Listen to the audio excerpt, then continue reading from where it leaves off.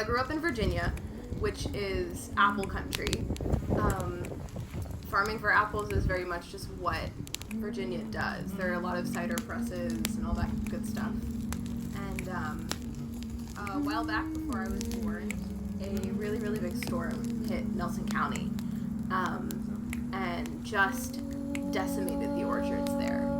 And I mean, these are people's livelihoods just gone overnight. Like trees ripped up out of the ground, roots and all. And in the wake of all of that devastation, there was a farmer in Nelson County who went out the morning after into all of that like chaos but also quiet that happens after a really big storm, where everybody's power is out for miles and miles and miles, so there's no electrical hum, no cars, just everybody kind of standing on their porches looking out in that sort of eerie stillness. And he walked through his orchard trying to see if there was anything he could save.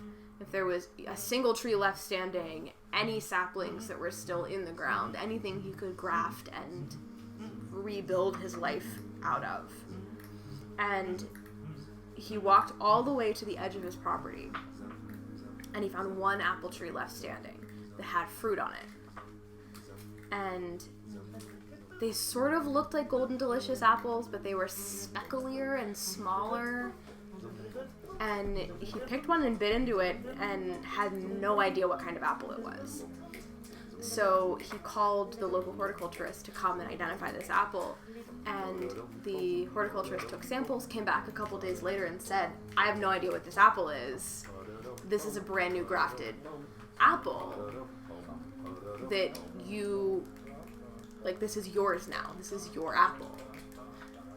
When did you plant this? What did you, like, splice it from?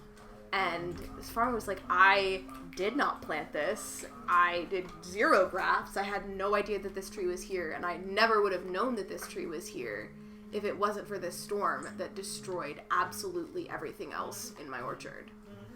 And he named it the Ginger Gold Apple after his wife Ginger.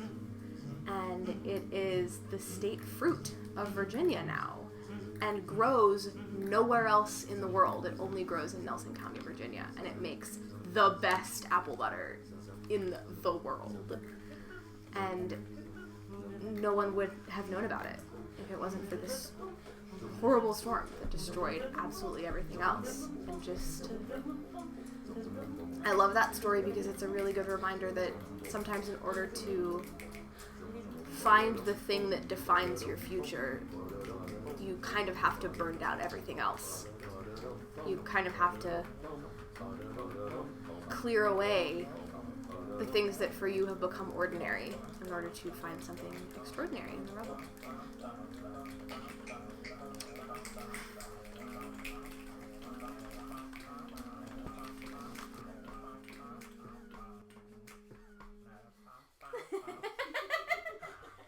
That got funky at the end there. It did. That was cute.